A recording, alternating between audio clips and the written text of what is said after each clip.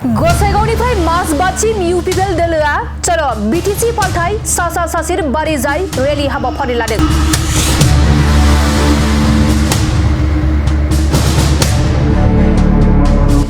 विधानसभा बिसायख'थिखौ नोजोर बोनानै इउपिपिएल दोलोआबो जादों साखाफारा।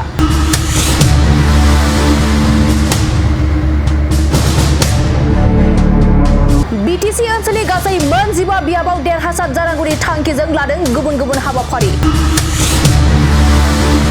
नोगाव विधानसभा बिसायख'थिखौ नोजोर लाखिनानै मिरु इउपिपिएल दोलोनि लाइमोन हान्जानि बानजायनायाव गसाइगावनिफ्राय माजबादसिम चलो बिटिसि फालथाय सा सासिर बारिजाय रेलि हाबाफारिखौ दिनैनिफ्राय जागायजेनो। बे हाबाफारियाव इउपिपिएल दोलोनि लाइमोन दैदेनगिरि राकेश ब्रह्मजों लोगोसे गोबां इउपिपिएल दोलोनि दैदेनगिरिफोरा बाहागो लायो। आरो बे हाबाफारिनि गेजेरजों राकेश ब्रह्म बिथाङा गासैबो माइनरिटि गामि गामि हाबफैनानै रायजो राजाफोरखौ खौरां लायो।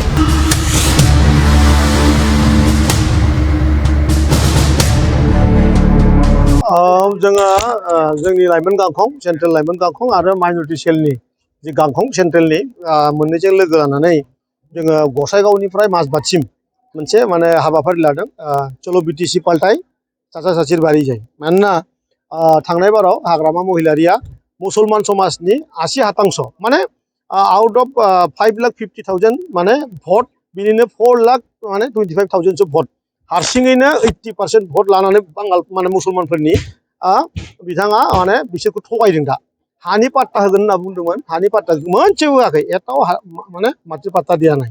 আৰু কৈছিলে কি আমি মুছলমানসকলক নিৰাপত্তা দিম, আদিবাসী ভাইসকলক নিৰাপত্তা দিম বুলি কৈছিল, মুঠেই দিয়া নাই। আদিবাসী আৰু বড়ো লোকৰ সংঘাতেই হ'ল। আৰু মানে मा जाबाय माबा मुसलमानफोरखौ मस्जिद बुख्रुबलायनायसिम आरो श्रीरामपुराव बिराद गाज्रि हाबाफारिसिम बिसिमहालागै मोनसे थासारिया थांनाय 6 दानाव माने असान्ति मोनसे परिबेसा जोंना माने बिटिसि ओनसोलाव सोलिगासिनो दं। बेखायनो जोङो जिहेतु जोंना सान्थियानो मेन मथ' जोंना इउपिपिएल दोलोना, गतिके सान्थियै थांना थानांगौ, बयजोंबो अनलायनांगौ आरो बे हाग्रामा बायदि थगायसुला जि राजनितिक दोलो बिपिएफ, बे बिपिएफ दोलोखौ एकदम बुखुनानै एकेबारे ब्रह्मपुत्रआव बा नैबे संकस दैयाव बेखौ गारहरथारनांगौ। बेखायनो गसाइगावआव आं दिनै फार्स्ट गिबि खेबनि थाखाय जोंनि मुसलमान भाइफोरनि न' आं हाबदों आरो बिराद सहाय मोनदों। बिथांमोना आंखौ फैगोन होननानै लोब लोब गामिनि मानसिफोर नेनानै दङ। रमजान मास बिथांमोनखौ दिनैनि दिनाव फैनायखौ आरो बिथांमोना आरो बिराद आंखौबो साबायखर बावदों।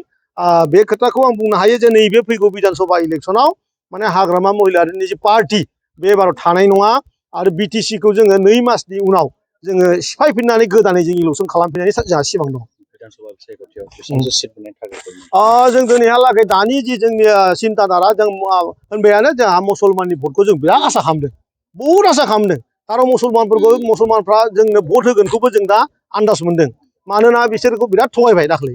आरो जुदि बर'नि उनावनो जिहेतु मुसलमान 80% माने दाख्लै हाग्रामाया 7,80,000 भट मोनदों, बिनिनो 4.5 लाखआनो मुसलमान जिहेतु। आरो बे 4.5 लाख नङा, जोंनो जुदि 2 लाखबो मुसलमाना भट होयो, 2 लाख खालि आदिबासि आरो मुसलमान लोगो जानानै अननानै जोंनो 2 लाख होबानो हाग्रामाया मोनसेबो सिट देरहाया। हाग्रामाया मोनसेबो सिट देरहाया, बेहा बेबायदि थासारियानो गैया, बिनि पार्टियाव खुनु बिसां गैया।